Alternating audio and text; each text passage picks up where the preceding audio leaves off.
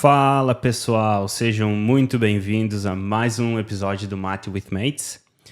Um episódio bem especial, uma pessoa que tem bastante informação e tem uma carreira bem curiosa e é uma referência no que faz, né? E não só no Brasil, na Austrália, mas no mundo todo. E eu torço para que todo mundo que acompanha goste desse episódio assim como eu, né?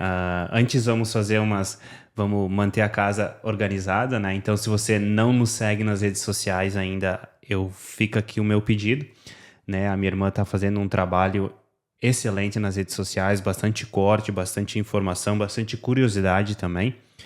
E a gente está tentando entregar esse projeto para passar maior número de informações. A gente já teve os especialistas que vieram, hoje a gente está aqui para ouvir uma história que não deixa de ser um especialista também, né? Um especialista um pouco diferente, mas vai ter muita informação para a gente hoje. Então, sem mais delongas, provavelmente o paulista mais gaúcho que eu conheço, seja muito bem-vindo, Thiago Luz. Obrigado, Felipe. É um prazer estar aqui com vocês. Beleza. O Thiago, assim que eu mandei a mensagem convidando ele, porque a gente já tinha conhecido antes, ele topou na hora. Então, fica aqui o meu agradecimento, Thiago, então, de antemão. E vamos bater esse papo aí. Eu acredito que tu tem bastante informação, bastante coisas que a gente não tem nem ideia como funciona por trás dos bastidores, né? Legal, com certeza. Eu acho que quando você fez o convite, a primeira coisa que eu pensei foi em poder ajudar as pessoas, né? Eu não cheguei aqui sem ajuda, né? Então é um prazer poder estar ajudando alguém de alguma forma. Beleza. Mas antes, né, Thiago, é tradição aqui, eu não preciso, né, explicar nada como funciona, porque tu tomou muito mate, né? A gente vai saber o porquê que tu tomou mate sendo paulista lá no Brasil. Sim. Mas eu vou compartilhar o primeiro chimarrão aqui contigo, Thiago, então fica à vontade, por favor.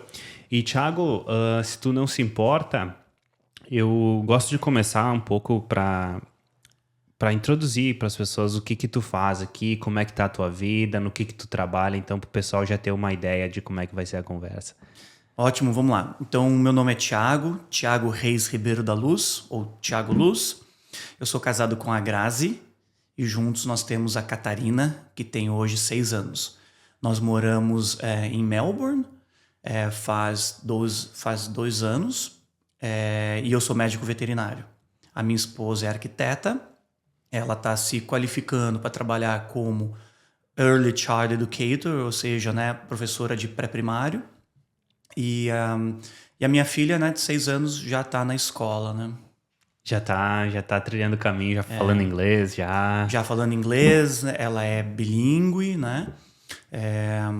E a gente até recentemente foi de férias para o Brasil, na verdade, para aprimorar o português dela. Olha aí.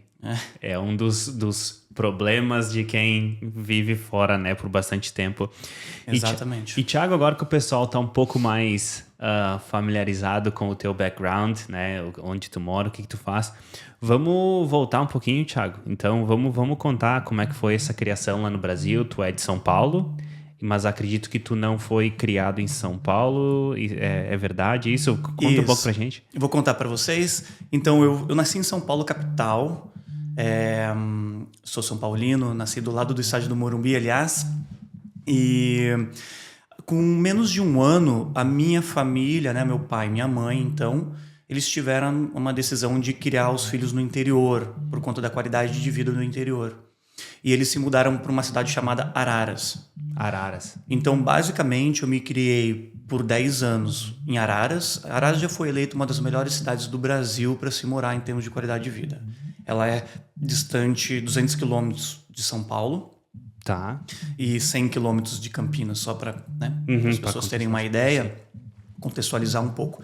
E a minha família tem e tinha, né, porque essa fazenda foi dividida, uma fazenda na cidade de Leme, que é a cidade vizinha de Araras. Eu, depois de ter morado em Araras por 10 anos, quando eu tinha 10 anos de idade, eu mudei para Leme. E aí eu cresci na fazenda. Eu acho importante eu falar isso aqui por conta da minha profissão, né? Como eu falei, eu sou médico veterinário e eu trabalho com cavalos, né? E E isso tudo começou, na minha cabeça pelo menos, né?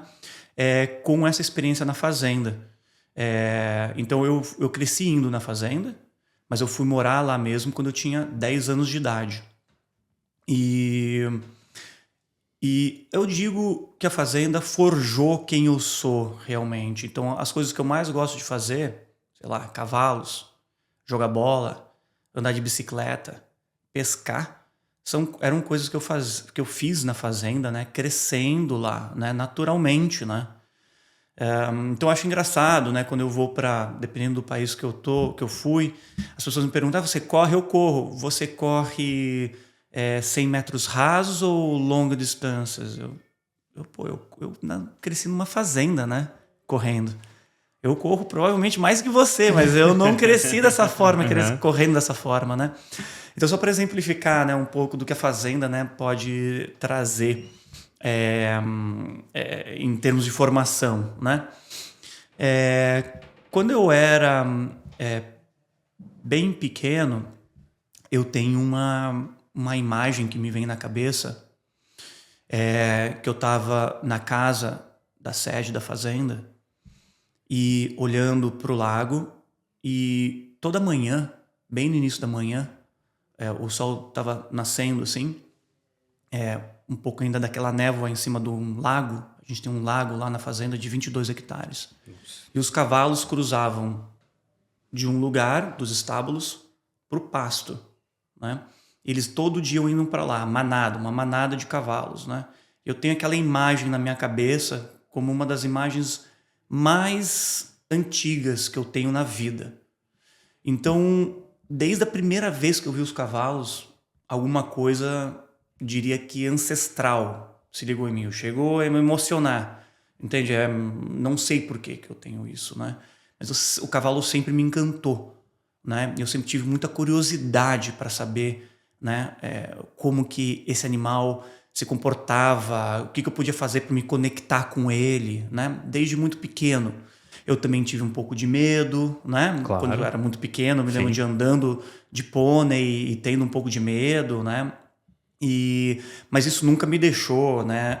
Me afastou deles, pelo contrário, né? Sempre me fez mais curioso de como eu poderia entender aquele animal, né? Até para não ter medo, por exemplo, né? E hoje uma coisa que eu não tenho medo é de cavalo, né? Sim, claro. Então, só para ilustrar, né, o quanto que a fazenda assim, me forjou, é uma coisa realmente muito importante na minha vida. Você quer que eu siga da fazenda ou você quer que eu falo para todo mundo aqui e para vocês a minha vida profissional primeiro, por onde eu já andei, para depois a gente retornar? Não, a gente continua da fazenda, Thiago, então, porque pelo que tu tá me falando, a veterinária foi assim, um chamado, né? Foi. Eu, antes de entender as profissões, eu imaginava que eu ia ser um cara que ia trabalhar em fazendas, resolvendo problemas de animais nas fazendas, né? Entendi. Mas eu nem sabia que isso chamava veterinário, né? Foi logo depois, assim, né? Mas, sei lá, depois dos 14 anos que eu fui entendendo o que era um veterinário, né? E tudo mudou, assim, ó, eu ia para a escola de ônibus, acordava 5 horas da manhã.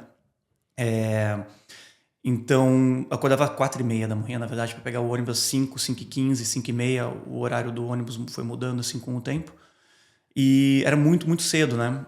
A gente ia de ônibus por até 1h e meia, percorrendo fazendas do interior de Leme, antes de chegar na cidade. A gente estudava na cidade. E pegava alunos ali nas fazendas até chegar na escola. Exato, é uma cena bem comum, acho, em todo o Brasil. Sim, claro. Né? E quando eu ia sentado perto da janela, né? Eu ia olhando na janela e me imaginando em cima de um cavalo, né? Conforme o ônibus ia andando, assim, eu ia imaginando percorrendo todo aquele percurso, né, a cavalo, né? Você vê o tanto que eu era, né, fissurado, apaixonado. E não era que os meus pais me apoiaram, não apoiaram, forçaram, sim. Identificaram isso de cedo. Não, era uma coisa que eu carregava dentro de mim, sabe? Simplesmente isso. Eu tinha um sonho. E eu falava para meu pai que o sonho se repetia, né? Eu falava... todos os meus irmãos chamavam meu pai de Rô, né? Não de pai. A gente sempre chamou ele de Rô. Eu falava, nossa, eu tive um sonho. Era uma alameda de abacateiros que a gente tinha assim na fazenda. Abacateiros dos dois lados, assim. e um cavalo branco com umas asas, ele vinha nesse caminho, né? E voava e o sonho acabava. Eu sempre tinha esse sonho repetidas vezes, né? Eu lembro de comentar com meu pai, não sei por que eu tenho esse sonho, né? Não que isso hoje faça sentido, né? Quem sabe um dia vai fazer sentido para mim, né? Mas eu posso te dizer que os cavalos me levaram para muito longe, né? Com certeza. Lerros. E um dia o meu pai, aí realmente reparando assim que eu gostava, que era o que eu mais gostava, assim, das coisas que eu fazia na fazenda, pescar, jogar bola, andar de bicicleta, eu andava muito de bicicleta também. Ele percebeu que eu tinha muito gosto pelos cavalos e ele resolveu me dar um cavalo. E aí isso impactou muito na minha vida, porque o meu pai me deu uma égua e essa égua estava prenhando um cavalo. Então, essa égua me ensinou muitas coisas, só que o potro, né? Então, a égua chamava Índia, né? E o potro, depois eu dei o nome de Comanche, né? Então, não só eu tive a oportunidade de ver a égua, né? Prenhe, né? Aí depois o potro nasceu e eu estava ali desde o primeiro dia, só não vi ele nascendo, né? Mas estava ali todo dia e tal. Eu pude ver esse potro crescendo, né? E todas as dificuldades que é para você, como se diz no Rio Grande do Sul, amanunciar um cavalo, né? Ou seja, né? Você domar de baixo, né? Ou seja, você, né? Conseguir escovar um cavalo, chegar perto dele, conseguir pegar ele, né? No buçal ou cabresto, né? Dependendo da região do Brasil aí. E esse cavalo me ensinou muitas coisas. Ele era um cavalo muito de temperamento bastante quente, né? Talvez às vezes até não arisco, mas muito fogoso, sabe? Entendi. Então difícil de lidar. Isso me ensinou muito, muito, muito, muito. Então, eventualmente, a minha égua teve alguns problemas e morreu. E ficou o meu potro, que foi para doma, né? E aí foi uma escola para mim, né? Então, eu fui acompanhando, né, tudo isso, né? E fui ganhando muito entendimento do cavalo, né? E, eventualmente, meu potro foi domado, né? Eu tive vários tombos, né? Claro. E muitas aventuras também, né? Você imagina... Ronco. Uma ervinha ficou aqui. Sabe que a gente, né, pede pro pessoal provar o chimarrão, teve pessoal de Brasília que tomou e tal. Sim. E a gente fala que tem que roncar, eles não entendem, sabe? Não, claro, senão... Tu vai saber o que é quando claro. roncar. E eu aceito mais uma cuia depois também. Tá bom, então, beleza. E é que a gente combinou, né? Eu ia tomar só um por conta do... Aqui já tá à noite, né? Mas eu gosto muito do mate e o mate tá muito bem feito. Parabéns, viu, Carol? Muito bom, tá? Então, voltando, né, ao cavalo, né? E isso eu tô falando aqui para todos que estão ouvindo, né, que queiram, né, se perguntar com o que é trabalhar, né? Eu acho um professor meu na faculdade, né, disse uma coisa muito importante. É importante você criar intimidade com aquela espécie de animal que você vai trabalhar, né? Uma universidade, entendi. né? Eu fiz veterinária, né? Então, eu acho que isso se aplica a todos, né? Você tem que criar intimidade com aquilo que você gosta, né? Então, por exemplo, eu sei que você manda, né? Você é um atleta, né? E você manda muito bem na bike, por exemplo, né? Provavelmente você conhece cada pedacinho da tua bike, né? Então, eu acho isso, né? Então, você criar intimidade com aquilo que você gosta, com aquilo que você quer fazer, eu acho muito importante. E eu criei essa intimidade de uma forma muito natural, né? Nessa minha época de adolescente, né? Então, isso eu era adolescente, né? E então, com 18 anos, né? Eu já tive essa experiência com cavalo, né? Então, eu era aquele cara aqui na fazenda, eu chamava os meus amigos para ir no pasto, né? Ou seja, como diz no Rio Grande do Sul, no campo, né? Ir no campo. Né? Para fora. Vamos ver os cavalos, né? Os meus amigos olhavam assim para mim. Vamos ver o quê? Ver o cavalo. Eu disse, vamos lá ver os cavalos. Mas você quer fazer o quê lá? Não, só ver os cavalos. E eles não entendiam? Não, não entendiam. Para mim, só tá lá vendo Já eles era. pastando, entendendo a dinâmica que eles tinham com eles. Às vezes você ficava lá e eu reparava que eles vinham, se aproximavam de mim. Às vezes eu tocava nos cavalos, entende? Isso para mim era muito mágico, né? Então, até os meus 18 anos, né, eu tive essa experiência, né, que a fazenda me proporcionou, né? Mas eu não acho que só uma fazenda pode proporcionar isso. Eu vi eu trabalhei com muitas pessoas, vi muitos especialistas, vi pessoas que atuam no alto nível que não tiveram essa experiência. Eles adquiriram essa experiência depois. Mas eu te digo, eventualmente você vai ter que adquirir essa experiência. Eventualmente você vai ter que adquirir uma intimidade com aquilo que você faz. Senão não vai conseguir chegar lá. Claro. E, Thiago, isso você está falando, então, dos seus 18 anos. Aí, então, você teve toda essa trajetória explorando, conhecendo os animais, principalmente os cavalos, né? E como é que foi a decisão, então, Thiago, de fazer um vestibular para veterinária? Você prestou vestibular em várias universidades diferentes? Foi dolorido. Então, o que eu mais gostava... Eu sempre fui, assim, uma pessoa, digamos assim, inteligente. Sim. Digamos assim, sabe, eu compreendi as coisas, né?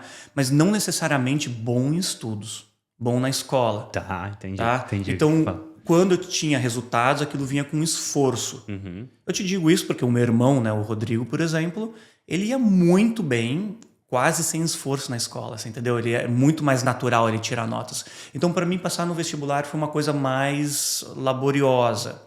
Só que uma coisa que me ajudou muito também, Felipe, foi o intercâmbio que eu fiz para o Canadá. Então, assim, ó, eu tinha facilidade com inglês por ouvir música e filmes, né, de uma cultura mais norte-americana, principalmente, né? Acho que todos nós crescemos no Brasil, fomos expostos a isso, né?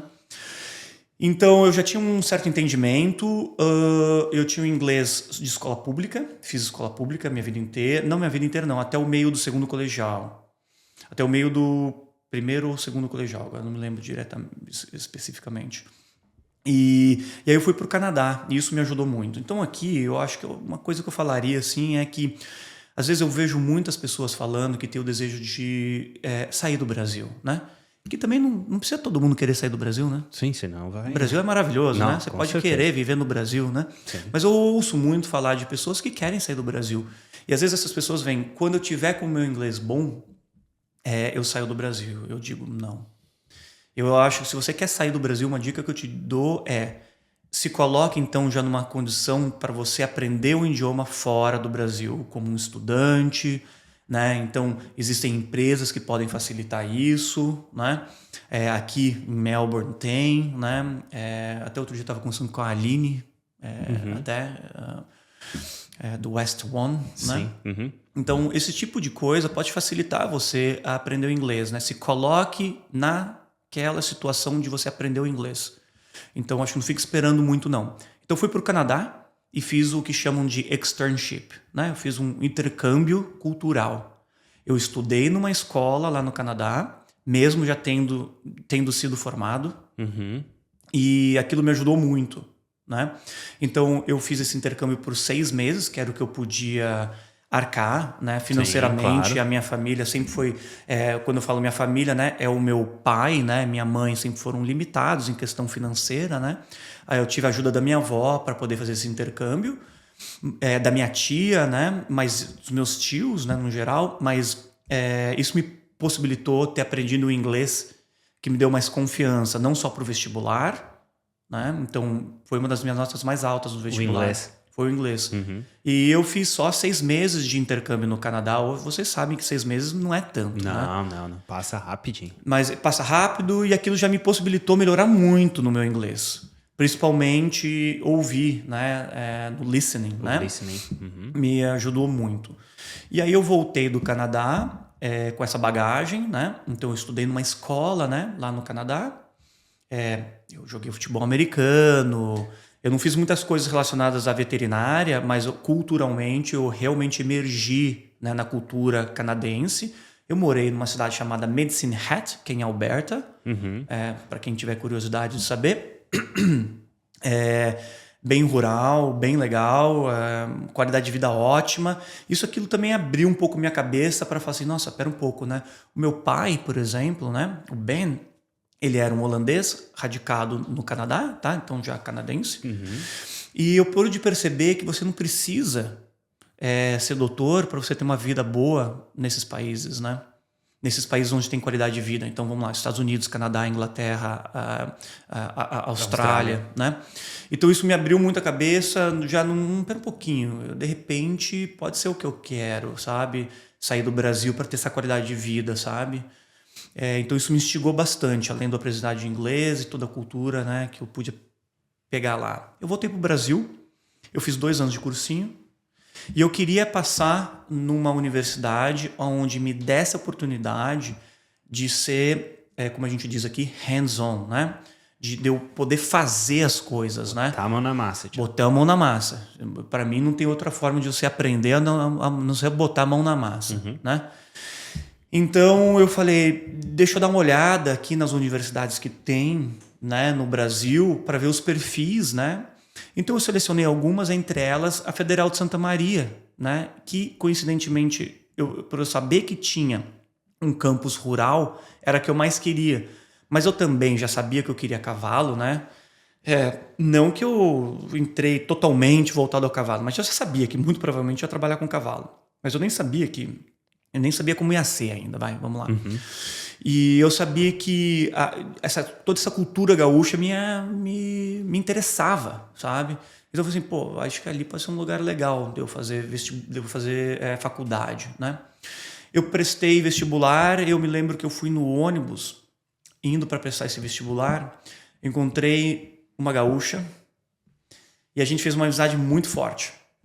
E ela falou assim para mim, ela estava lendo o resumo das redações. Eu falei assim, eu posso ler o resumo das redações seu, depois que você lê? Ela falou assim, você lê os livros? Eu falei assim, não. Então, ela falou assim, não, então você vai ler os resumos das redações, não vai adiantar nada. Eu falei, não, beleza. Mas o meu mindset, né, era assim, eu tô indo para uma final de Libertadores. Então, eu acho que é o mindset que você entra nas suas provas. Provavelmente, de triatlon, né? Sim, com certeza. Então, mais ou menos nesse mindset, entendeu? Assim, eu vou fazer dentro das coisas lícitas, né? Pelo amor de Deus, fazer né? de tudo. Mas eu vou fazer de tudo que eu puder.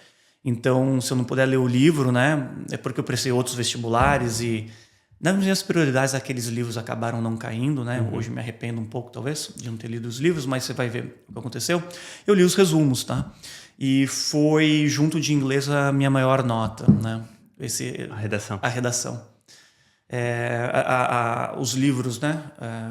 A parte de literatura, né? Sim, claro. Ali do vestibular, né? Então, eu fiz vestibular, eu fui fazer vestibular, eu cheguei em Santa Maria, eu saí do ônibus, uma pessoa, estavam aquelas pessoas, não sei se vocês prestaram para vestibular em Santa Maria, mas quem está me ouvindo aí já prestou vestibular em Santa Maria, vai rir porque era muito assim, você chega lá, tem gente oferecendo lugar para ficar. Tá. E isso, para quem tem uma visão, uma cabeça de paulistano, né? Sou paulistano, né? Você recebe aquilo com muita desconfiança, né? Então, não tinha lugar para ficar, né? Eu fui para Santa Maria sem lugar para ficar, não tinha lugar para ficar. E aí tinha uma família lá perguntando se eu queria ficar na casa deles. E aí eu perguntei para essa gaúcha, né? Falei assim, você acha que dá pé? Falei, não, com certeza, isso as pessoas fazem que vai... Porque eu falei, em São Paulo alguém pode te sequestrar, assim, né? Não tem como, né? Então eu resolvi dar um voto de confiança. Eu fiz uma baita amizade com essa família, com a Kátia, o Maninho. E eles não só me acolheram muito bem, como também me apresentaram um chimarrão, por exemplo. Tá, foi a primeira vez que eu tomei chimarrão. Tomou mate. Foi a primeira vez que tomei mate na minha vida. E eu peguei várias dicas do vestibular com eles. Eles colocavam num programa de rádio. Você sabe, né? Santa Maria é uma cidade universitária, né? Sim. Tinha muitos cursinhos universitários, claro. né? Então eles colocavam naqueles programas de rádio, eu fui pegando aquilo, assim, as dicas importantes. Eu me lembro que questões que eu acertei por conta do programa da rádio. E peguei todo já um início de cultura gaúcho ali, né? Com eles. E eles que me indicaram a Casa do Estudante Veterinário, que foi ser minha casa em Santa Maria por 5 anos e meio durante a minha graduação. Então depois, quando eu passei finalmente no vestibular, né? Eu morei na Casa do Estudante Universitário, no centro, tá. Na Rua Professor Braga, muito conhecida muito conhecida, né, no contexto lá de Santa Maria, principalmente por conta da boate do DCE, que é uma boate muito famosa lá, né? Todo estudante, né? Eventualmente, pelo menos uma vez, vai na boate do DCE, que na minha época, né? Então isso são mais de 15 anos atrás, era o lugar mais legal para sair em Santa Maria. Era o lugar para sair em Santa Maria. E os caras do DCE eu conhecia, além de morar lá, né? Eu conhecia. Então, para mim, era mais espetacular ainda. Tava em casa, né? Tava em casa. Então, foi muito importante essa época para mim, né? Ter morado lá, né? Ter vivenciado uma vida muito simples, né? Dividindo o quarto com outras... A gente chegou a dividir quarto com outras 3 pessoas, né? Então, os quartos eram bem pequenos lá. Mas te ensina muita coisa, né? Te ensina muita coisa. Então, dessa vida simples ali em Santa Maria, né? Fazendo faculdade de veterinária, né? Eu, eventualmente, trombei dentro da Federal Santa Maria pensando aqui em inglês, estou pensando a palavra em português aqui, com advertisement. Com anúncio. Com anúncio, né? De uma vaga para estagiário no setor de equinos do Hospital Veterinário da Federal de Santa Maria. Tá. Então, foi a primeira vez ali que eu tive, né, uma oportunidade, né, de estar ali com os cavalos, né, mais próximo com o que eu faço hoje, né? E eu vi aquela oportunidade e não pensei 2 vezes, né? Eu apliquei, né? Só que lá na Federal Santa Maria só podia entrar depois do 5º semestre. Tá. Então você tinha que ter pelo menos 2 anos e meio já estudando, teoricamente, para poder entrar. Exato. Tá. Então aí o que eu pensei, né? Eu aproveitei para eu criar experiência com aquelas espécies que eu achei que depois que eu entrasse no mundo dos cavalos eu não mais teria experiência com elas. Então eu fiz um estágio ali com pequenos animais num hospital de pequenos da Universidade Federal de Santa Maria. Claro. E eu fiz um estágio com abelhas. Eu fui apicultor, né, quando eu era adolescente lá na fazenda, né? É uma coisa que eu gosto muito até hoje. Gosto muito de mel também. E então eu fiz esse estágio com apicultura. E esse estágio de apicultura rendeu um convite para trabalhar no setor de bovino de corte da Federal Santa Maria. Então, por isso que eu entendo de carne e gosto, né, muito de carne. Eu sempre gostei de carne, né, mas quando a gente fizer um churrasco juntos, você vai ver que tem esse background meu aí de ter trabalhado no setor de bovinos de carne, né, da Federal Santa Maria, né, que me ajudou a entender um pouco disso. Só para contextualizar, a gente já fez um churrasco e não tem enganar o Thiago. Isso aqui é picanha. Não tem enganar, porque ele sabe o que é picanha, o que é costela. Então, mas a carne eu gosto muito do assunto mas eu tô falando de um dia a gente fazer um churrasco em casa mesmo. Tem que fazer. Mas vamos lá. E aí, lá no setor de bovino de corte, né, o que é chamada área nova, né, da Federal de Santa Maria, né, eu tive experiências ótimas lá e foi realmente mão na massa. A gente fazia cerca, a gente fazia pastagem para os bovinos, né? E eu também cuidava um pouco dos cavalos lá, né? Todo mundo, não era só eu, né? Mas todo mundo cuidava dos cavalos ali, né? Fazia os experimentos com bovino de corte, né? Que eu não vou entrar muito, né, nesse assunto, mas acho importante salientar para quem está ouvindo, né, que isso me agregou bastante, né? Então hoje eu olho com uma pastagem, né, com óleos diferentes, né, por conta dessa experiência. Entendi. Né? E assim que eu pude, eu prestei a prova para fazer estágio no setor de bovino, no setor de equinos, né? E eu passei. E aí começou a minha vida, digamos, profissional, né? Com cavalos, né? Uma das coisas que fez mais diferença quando eu tive lá a minha prova, né? Para estagiário, né? Foi a questão do inglês. Então, né? Olha aí. Aí o inglês, né? Já chegando, né? Era uma das exigências, né? Então eu tive o prazer de estar ali aprendendo, né, com o professor Flávio Della Corte. O professor Flávio Della Corte na minha opinião, né, a maior autoridade, né, na veterinária esportiva equina no Brasil.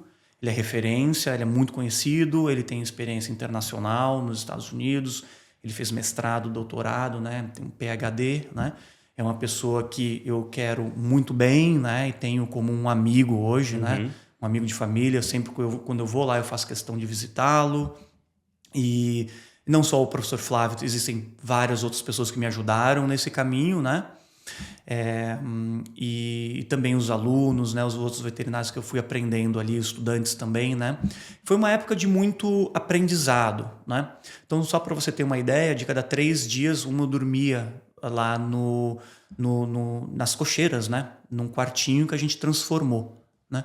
Então, a gente pegou cocheiras que estavam ali quase que sem utilizar praticamente, né? E a gente startou ali, né? Começou um hospital que veio a ser, né, um hospital de referência lá em Santa Maria, né? Tudo isso estudante, né? Sobre a chancela, a guia ali do professor Flávio Della Corte e outras pessoas, né? Eu e outros colegas, né? Claro. Um grupo de pessoas, né? E transformamos aquele hospital em referência, né? Então a gente era muita dedicação, né? Então não tinha, acho que o takeaway aqui, a mensagem, né? É que eu não tinha muito tempo para namorar. Não tinha muito tempo para férias, né? Não tinha muito tempo para, a não ser estudo, né? Para as provas, né? Sim, estudo e trabalho. Estudo e trabalho, né? Justamente, eu saía, fazia minhas festas, sim, né? Mas muito estudo e muito trabalho, sabe? Com certeza, né? Então, eu acho que depois que a gente, né, for lá para frente e falar da minha vida profissional, acho que é importante a gente lembrar, né, desse contexto, né, que não caiu de maduro, né? Teve muito esforço ali, né, pra gente chegar, né, onde eu cheguei hoje, por exemplo, né? É uma das coisas que agora que tu falou, Thiago, vem na minha cabeça, é uma dos traços comuns de todas as pessoas que vieram no podcast como convidados. São pessoas que também, elas viveram a experiência, mas elas viveram a experiência já projetando como aquilo ia ajudar para um futuro, ou intensamente no sentido de sempre buscar o melhor, né? Sempre buscar fazer o melhor, sempre buscar se destacar no que fizeram, né? E tu fizeste, então, 5 anos e meio? 5 anos de... 5 anos e meio. 5 anos e meio em Santa Maria. Eu acho importante reforçar que a minha formação na Federal Santa Maria, em termos de crédito, e recentemente eu tive a minha formação credenciada por um órgão internacional abreviado WES, quem quiser pesquisar aí na internet, e me deu muitos créditos acima dos créditos daqui, por exemplo, comparado com a Austrália, Estados Unidos, mas eu digo muitos créditos acima. Ou seja, muitas horas além de ensino do que o currículo daqui onde eu estou. Do que o currículo norte-americano, por exemplo.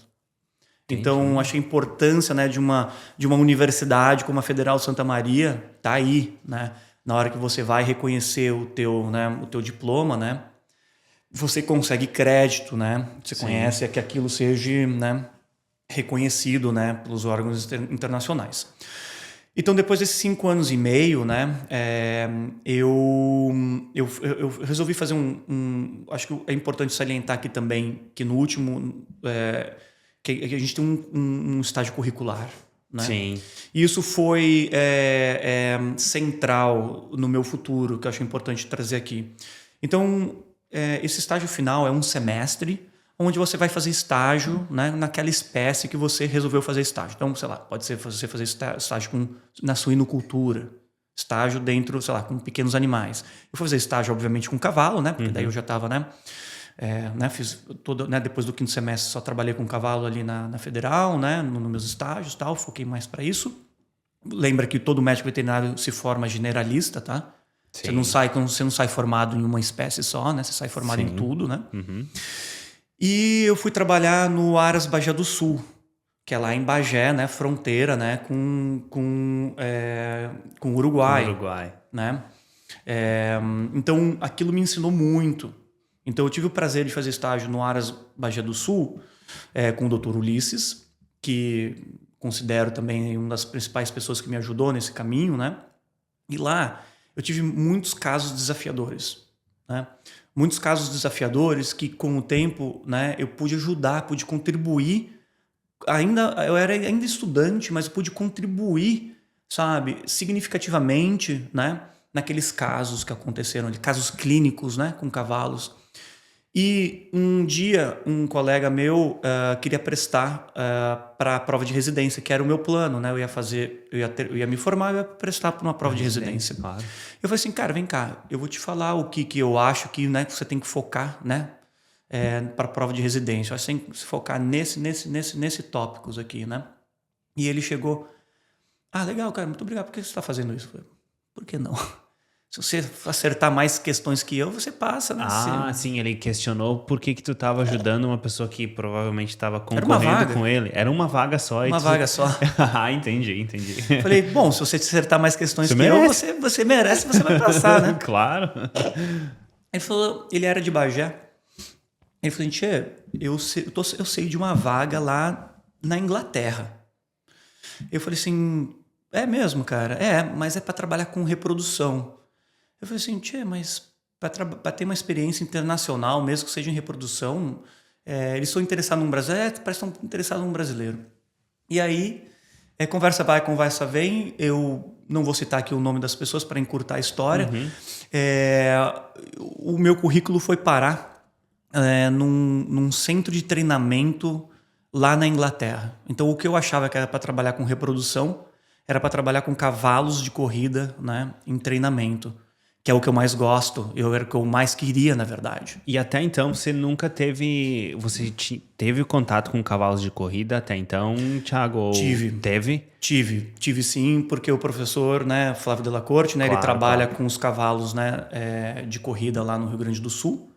Né, tanto ele é um cara, uma estrela, né? Então ele trabalha tanto com reprodução, na parte de cirurgia, na parte de ortopedia, né? Tá. Então já tinha trabalhado com cavalos de corrida lá, mas também com cavalos de rédea, vamos chamar assim, Sim, né? São claro. os cavalos crioulos, né? Sim. O cavalo Que foi também muito importante na minha formação, que eu tive a oportunidade de ver nesse mundo, né?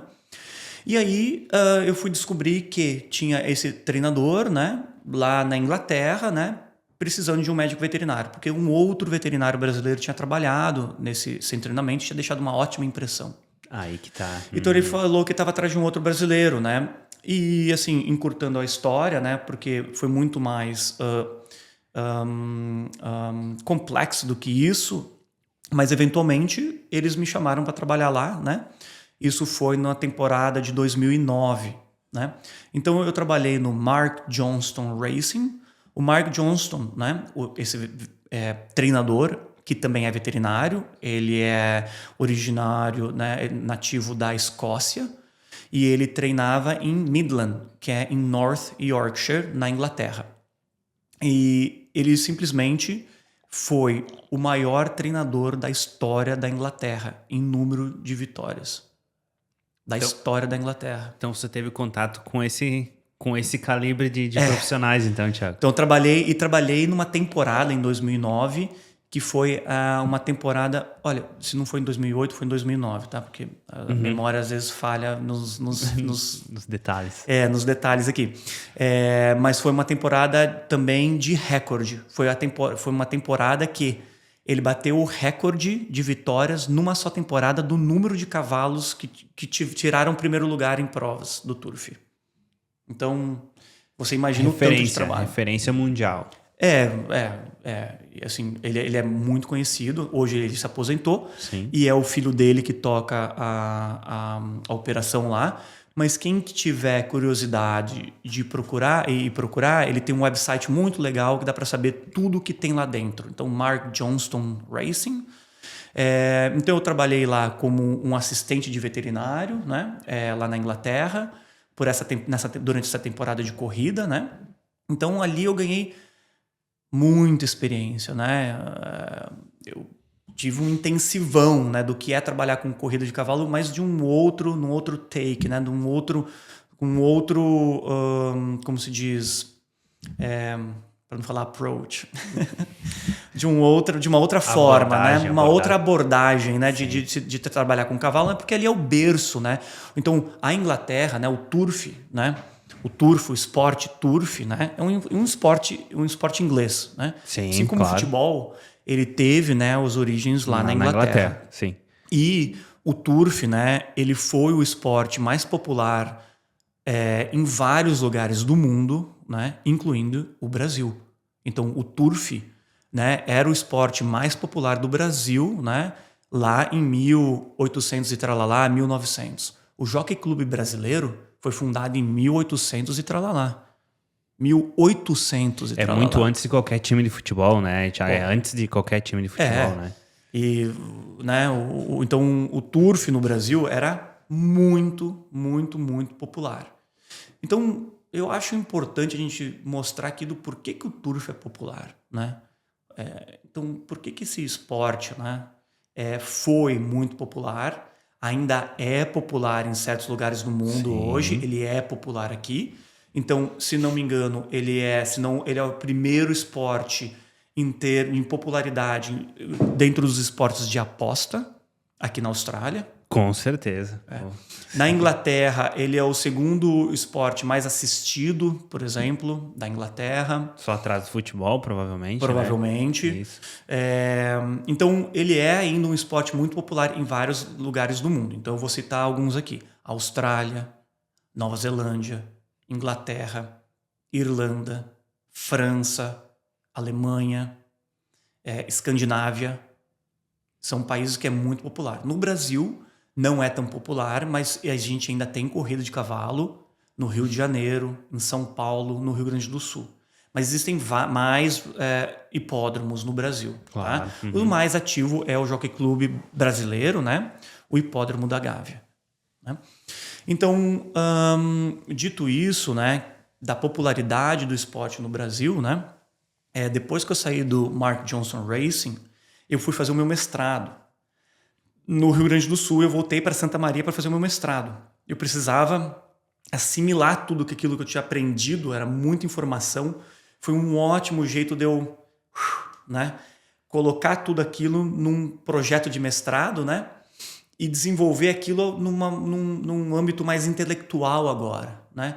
Então, todo aquele aprendizado prático eu digeri, né, durante o meu mestrado. Eu cursei o meu mestrado por 1 ano e meio e foi um período muito importante. Eu acho assim, um dos mais importantes, além do aprendizado que eu já falei aqui, nesse período de mestrado, então, de volta em Santa Maria, né? Universidade Federal Santa Maria, foi que eu conheci minha esposa. Opa! Né? Foi durante o meu mestrado, né? Que eu conheci, e durante o final do meu mestrado, né? Porque eu fui viajar com o Flávio Della Corte, né? Sim. E eu tinha conhecido uma amiga de família. Amiga de família é uma expressão que a gente usa, né, para falar uma pessoa que eu frequentava a casa dessa pessoa, né? Então, era uma treinadora aposentada, né? Então ela já tinha treinado cavalos, né? E o companheiro dela era um brasileiro que trabalhava no Mark Johnson montando os cavalos, treinando os cavalos, né? Como se diz, montando os cavalos no treino matinal desses cavalos, né? E ela me escreveu falando, Thiago, eu estava lendo o Racing Post, é um jornal especializado em turf, que existe lá na Inglaterra, né? Ela estava lendo o jornal físico, né? E viu um anúncio. E viu um anúncio onde estava precisando de médico veterinário para trabalhar no Oriente Médio. E dizia isso, né? No Oriente Médio e eventualmente dizia Catar. Eu falei assim, Thiago, eu vi você aqui, né? Eu estava fazendo o meu mestrado, né? Eu falei, olha, né? Eu tô vendo que a coisa aqui no Brasil é complicada em termos financeiros. Eu estava, né, como a gente diz, matando cachorro a grito, né? No meu mestrado, eu tinha mal dinheiro para pagar meu aluguel, tá? Então eu falei, cara, como é que eu vou fazer para eu evoluir aqui na minha carreira? Eu preciso comprar um raio-x, né? Eu tô vendo que tá todo mundo reclamando aqui que não é pago, né? Que ganha pouco, né? Sim. Aquilo começou a me preocupar, né? Quando eu vi essa oportunidade, né? Dessa oportunidade no Catar, eu falei, deixa eu aplicar para isso, né? E aí eu apliquei, né? Aí eu estava viajando com o Flávio, atendendo cavalos no interior do Rio Grande do Sul. A gente estava no hotel compartilhando o quarto, né? O Flávio tava tomando banho, de repente eu olho o meu e-mail, eu vejo um monte de cobrinha e eu quase que eu deletei achando que era vírus, sabe? Alguma coisa entendi. assim. Eu resolvi abrir, eu olhei assim, quando o Flávio sai assim, se troca, eu tô assim, ó, branco, eu não conseguia mal articular uma palavra. falei, Flávio, o que foi? Não, você não vai acreditar. Por quê? Eu apliquei para uma vaga lá no Catar e os caras me chamaram. Mas olha aqui o salário. Aí ele, pá! Ele riu assim e falou... Um dia eu recebi uma dessas, mas eu declinei por conta disso. Eu pensei assim, mas eu não sei se eu tô querendo declinar essa aqui, né? Tu sabe que eu tenho um tio meu que fala assim, Thiago, cuidado com o que você deseja, porque você pode conseguir. Exatamente. E aí, eventualmente, né, eu tive que comunicar ao Flávio. Falei, olha, infelizmente, né, eu vou ter que aceitar isso aqui, porque é muito bom para mim profissionalmente, né? Então, né, eu larguei o meu mestrado, né? Você acabou não concluindo o mestrado, então, Thiago? Eu acabei não concluindo o meu mestrado, entendi, né? Eu fiz vários créditos, mas não concluí. E nisso eu já tinha conhecido a minha esposa, né? Minha esposa, né? E aí a gente tinha combinado de sair, né? Aí a gente chegou assim, né? Como é que eu vou falar? Numa balada super famosa, quem é de Santa Maria conhece, né? No museu, né? E aí, tudo bem? Tudo bem. Oi, como foi? Foi tudo ótimo. E você? Tá tudo bem, tudo bem. Viu, tem uma coisa pra te falar. Oi? Coisa pra te falar. Ah, pode falar. Eu tô indo pro Catar. Hã? Catar? Tô indo pro Catar. Catar o quê? Vai te catar? Como é que é essa história? Eu tô indo pro Catar. Hã? Me explica aqui. Ah, você já tava namorando, então. A gente tava no início de namoro. Tá. E aí eu tive que, né, falar, né, pra minha, né, pra pessoa ali, né, que eu tava saindo, né, na época, né, no início de namoro ali, olha, eu tô indo pro Catar, né. Mas isso é a história que a gente conta hoje, só deixa a nossa história mais interessante, né. Uhum. E aí, eventualmente, eu fui pro Catar, eu não sabia nem se era real. Eu cheguei a contactar a embaixada do Catar para saber se aquilo era verdade.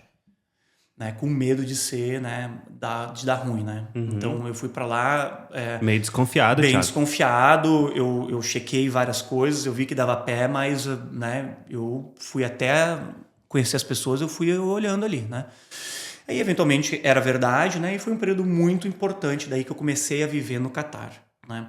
Porque daí tava eu, né, trabalhando, né, no Oriente Médio, né, na Ásia, né, pela primeira vez, né? Então, o Catar, né, que era um país totalmente desconhecido, né, até então para mim e para a maioria das pessoas, né, ganhou a Copa do Mundo, né, assim que eu cheguei lá. Ah, foi logo que tu chegou lá. Coincidiu. Foi eleito, então, para a sede da Copa de 2022. Então. E eu vi todo mundo nas ruas, comemorando, Festa. celebrando, né? Então, foi assim que eu cheguei lá no Catar, né? Já com isso, né? Eu cheguei logo depois, acho que foi um mês, assim, menos de um mês. Saiu a notícia que eles tinham recebido a Copa do Mundo, né? Uhum. E aí eu pude ver tudo isso e o desenvolvimento do país, assim, aos olhos nus, né? Então, o que você via de prédio sendo construído, ruas sendo construídas, tudo sendo construído, um país sendo construído. Eu vi ali, né, na frente dos meus olhos ali, né? Então, eu trabalhei no Qatar Racing and Equestrian Club, né? Então, ele é do governo do Qatar, né? Claro. Então, é subsidiado, né, totalmente pelo governo. Pelo governo. Então, aqui acho que pode fazer um adendo, né, sobre o TURF. Para vocês entenderem como é que funciona, né, o TURF se sustenta pelas apostas, né? Sim, sim. Então, geralmente o TURF se sustenta pelas apostas, né? Vamos assim dizer, né? E não é só isso, né? Você vende cavalos também, né? Tem todo um ecossistema que é muito mais complexo do que eu estou falando aqui. Mas no Catar, aposta é considerado haram, pecado. Pecado. É haram. Então, não tem apostas lá no Catar. Então, é o governo, né, subsidiando essa atividade para desenvolvimento dela para a população, né? Então, é aí o TURF atendendo, né, uma questão social de desenvolvimento, né? Então você tem o treinador de cavalo, né, que vai ter o emprego dele como treinador de cavalo. O Qatar, né, o estado do Qatar vai bancar, né, os prêmios, né, que vai subsidiar, né, o treinador qatari, vai subsidiar um jockey qatari, empregos. Então a gente sabe, né, aqui a gente vai falar mais para frente depois, né, que aqui tem um grande impacto, né, do TURF na economia local. Uhum. Então, no Catar, né, eles desenvolvem, né, as habilidades das pessoas e desenvolve essa questão, né, financiando, né, o turf. O turf também serve para um estado como o Catar como propaganda. Claro. Como propaganda do claro. país. Né? Então a gente sabe que o turf também é conhecido como o esporte dos reis, né? Então, nesse âmbito, né, é muito importante para o Catar, por exemplo, né, desenvolver o turf, né, e colocar bandeiras deles lá. Então, hoje eles têm vários turfistas, para usar um vocabulário aqui do português, que impactam o turf mundial, né, com as operações deles, não só de criação, né, mas também no âmbito de corrida, né? Sim. Que no turf tem essa questão de cria, né? E de esporte, né? treino, E nem necessariamente fazem as duas, né? Sim. Mas os catares muitas vezes fazem, por exemplo, né? Então eu pude também trabalhar com cavalos puro sangue árabe de corrida. Então é um tipo de cavalo, um tipo dentro da raça árabe, né? Uma linhagem de corrida, assim como existe o manga larga, né? De corrida, ou o manga larga de trabalho, né? Existe o árabe, né, de corrida. E, claro, os puros sangues de corrida. Os puros sangues de corrida lá do Catar, eles vêm muitas vezes importados da Europa. Então, eles são nascidos na Inglaterra, na Irlanda, na França, seja lá, né? E depois são trazidos para o Catar. Tá? Então, geralmente, o Catar recebe cavalos que já correm. Você entende? Ah, entendi. Então eles já tiveram um treinamento, então eles estão lá para correr já. Tá. Também existe o cavalo puro sangue que é criado lá no Catar, né? E ele tem ali as provas próprias só para quem é criado ali no Catar, mas a maioria dos cavalos são criados fora e vêm para o Catar, né? O Catar cria muito bem cavalo puro sangue árabe. E nisso é no estágio global. Eles possuem os melhores cavalos árabes do mundo, não só da linhagem de corrida, mas também da linhagem de show. Então, no Catar também eu pude trabalhar com antidopagem e foi daí que eu pude expandir o meu leque de expertise, assim, né? Então, eu trabalho, né, hoje em dia com regulamentação do cavalo de corrida, né? Regulamentação do cavalo de corrida dentro do esporte, né, do turf, né, ou corridas de cavalo, né? Comecei a trabalhar com antidopagem lá no Catar. Eu fazia antidopagem de basicamente todos os eventos equestres lá do Catar que precisavam de antidopagem. Então você era tipo um agente que você vinha testar o cavalo, sabe? Com Isso. uniforme, credenciado. Ia credenciado. Lá. Entendi. Então, assim como a FIFA tá para o futebol, a Federação Equestre Internacional tá para certos esportes equestres, como o enduro, tá? Então, mas não as corridas de cavalo. A corrida de cavalo tem o seu próprio órgão regulatório internacional, que eu vou falar em inglês, porque o nome é em inglês, International Federation of Horse Racing Authorities. Então, a autoridade é uma federação, né, de entidades do turf, por exemplo, o Jockey Club Brasileiro, Racing Austrália, né, que se unem, né, dentro desse âmbito, né? Então, para a FI, né, Federação Equestre Internacional, ou FEI, né, em português, Federação Equestre Internacional, eu trabalhei fazendo antidopagem para eventos equestres de do mais alto nível. Do mais alto nível. E foram quantos anos morando em Doha? 6 anos. 6 anos morando em Doha. 6 anos morando em Doha, no Catar. Então, logo que eu fui, eu vi que deu pé, né? Eu voltei antes das minhas primeiras férias. Antes de completar um ano, 9 meses, eu já tive minhas primeiras férias. E aí a Grazi e a gente começou a morar junto no Catar, né? Então, começou a nossa vida juntos, né? Aí, ao longo dessa vida no Catar, nós casamos, né? Mas basicamente a Grazi morou quase que os 6 anos todos ali. Quando a gente fala que a gente morou 6 anos no Catar. A gente não usa distinção, mas eu cheguei primeiro, né? E depois a Grazi chegou lá. Esse período foi muito importante como família. Foi um período que a gente desenvolveu bastante. A Grazi conseguiu desenvolver um negócio próprio dela. Ela era party planner, né? Ou seja, ela fazia planejamento de festas, né? Eventos, né? Como que chama isso? No Brasil tem um nome mais específico também, né? Cerimonialista? Não bem a cerimonialista, que é o que é mais usado para casamento, né? Tá. Mas ela organizava festas, né? Lá no Catar e fez um sucesso danado. Eu acho importante lembrar do Catar que ele te dá dinheiro, né? Sim. A gente vai para lá principalmente pelo financeiro. Tá. E acho importante a gente fazer um paralelo com aqui, porque o Catar não te dá uma cidadania, não te dá uma possibilidade de você, né, ser parte, né, de um cidadão. Acho que é a melhor forma de falar, um cidadão, né, daquele país, por exemplo. Ele te dá outras coisas, tá? E a gente foi muito feliz lá, mas ele não te dá essa possibilidade, né, de você ser um cidadão. Então, eventualmente, eu saí do Catar, né? Foi por problemas políticos, não porque eu quis, né?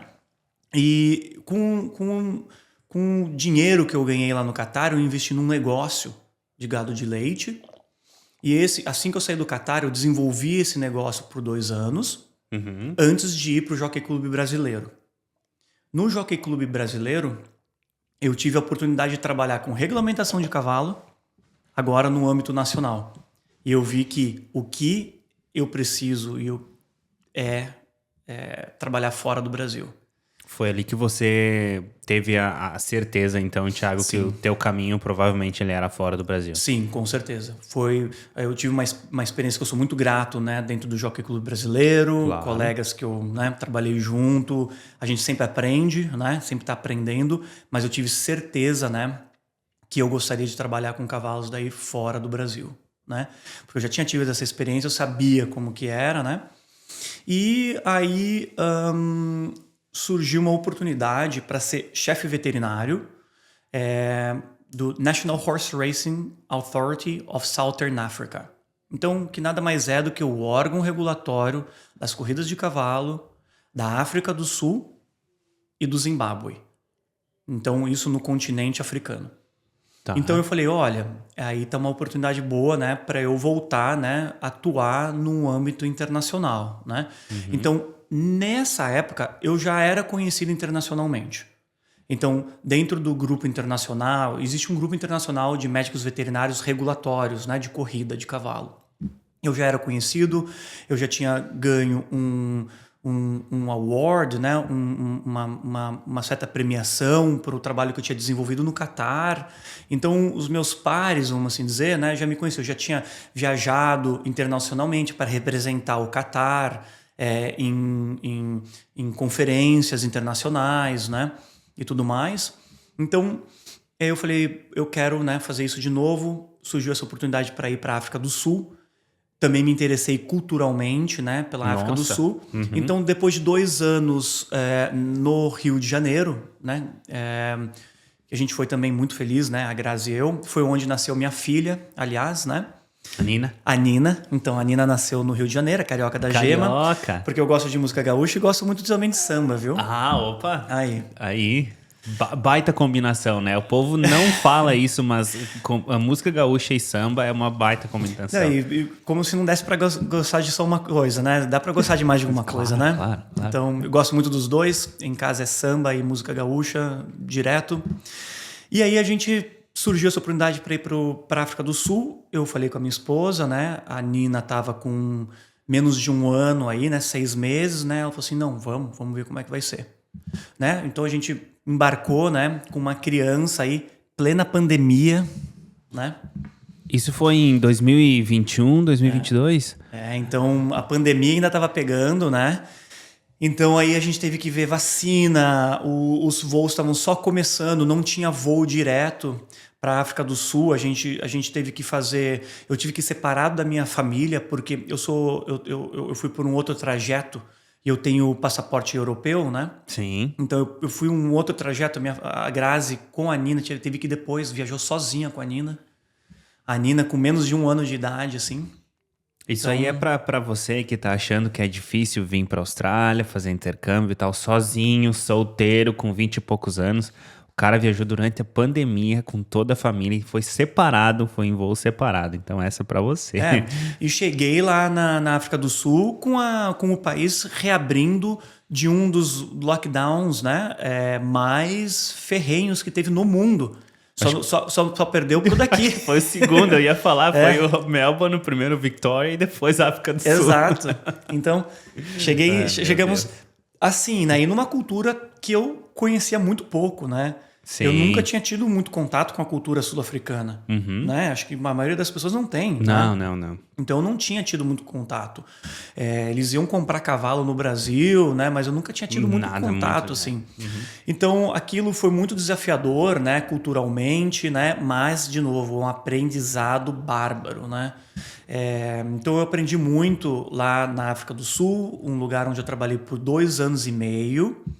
Mas cada lugar te entrega uma coisa, né? Claro. Então, a África do Sul, né, é um país que eu também sou muito grato. Sou muito grato a todos os meus colegas que eu tive por lá, todo mundo que eu conheço, né, lá, né?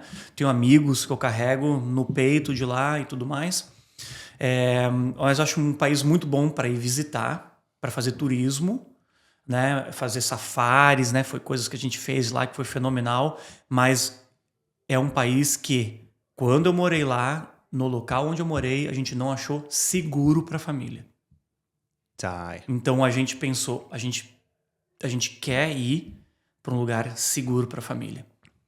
Aí a gente chegou à conclusão que a gente queria sair da África do Sul por esse motivo. E a gente falou, nem que a gente tenha que voltar para o Brasil. A gente resolveu sair da África do Sul. Só que bem nesse interim, né? Eu entrei em contato aqui com o pessoal. Eu mandei um e-mail para uma pessoa que eu conheço aqui da Austrália. E essa pessoa me conhecia, né, internacionalmente já, pelos motivos que eu expliquei, né? Porque eu já era conhecido no circuito internacional. Tinha uma reputação, né, Já tinha uma reputação, né? Talvez eu tenha construído isso rapidamente aqui no podcast falando, mas as pessoas já me conheciam, né, pelos trabalhos que eu tinha feito. E essa pessoa falou, olha, a gente tem uma vaga aqui aberta, né? Você tem a vontade de aplicar, Thiago? Eu falei, com certeza, né? Eu apliquei para essa vaga, né, que estava aberta. Então, o Racing Vitória, né, tinha uma vaga aberta para um médico veterinário regulatório. Eu apliquei, passei pelo processo de seleção, entrevista, né? Submeti o meu currículo, né? E passei, né, no processo de seleção e fui chamado para trabalhar aqui na Austrália. Então, nesse mesmo tempo, havia uma possibilidade de nós irmos para o Oriente Médio de novo, para a Arábia Saudita, né? E a minha esposa, na época, a gente ficou bem sacudido, porque nós tínhamos amigos, né, muito próximos na Arábia Saudita. E a gente sabia que financeiramente era muito interessante também. Com certeza. E eu falei, olha, Gra, vamos ver tudo aqui. Minha esposa não tinha muita ideia do que era a Austrália. Essa é a verdade, né? Eu tive que falar para minha esposa, né? A gente teve que conhecer junto através de vídeos e fotos e dados, né? O que era a Austrália. Mas eu falei para ela, a gente vai ter uma condição de ter uma vida mais normal, né? Então, primeira coisa, você pode virar um cidadão, né? Tem essa possibilidade, né? Justamente. Então, para aqueles que não conhecem, né, existe um tipo de visto que chama Critical Skills, né? Eu não vou saber falar em número aqui, mas eu acho que é 482. Mas isso a pessoa procurando no Google acha, né? E a gente vai trazer especialista também para falar, então não tem Legal. problema. Mas você sabe que existe esse tipo de visto. Sim. E eu não sei se é de conhecimento de todos, né? Com certeza é do seu, né? Mas você sabe que existem algumas profissões que estão em falta aqui nesse país, né? Nossa, e bastante falta, né? Justamente. Sim. Então, tem muitas oportunidades aí. O veterinário é uma delas.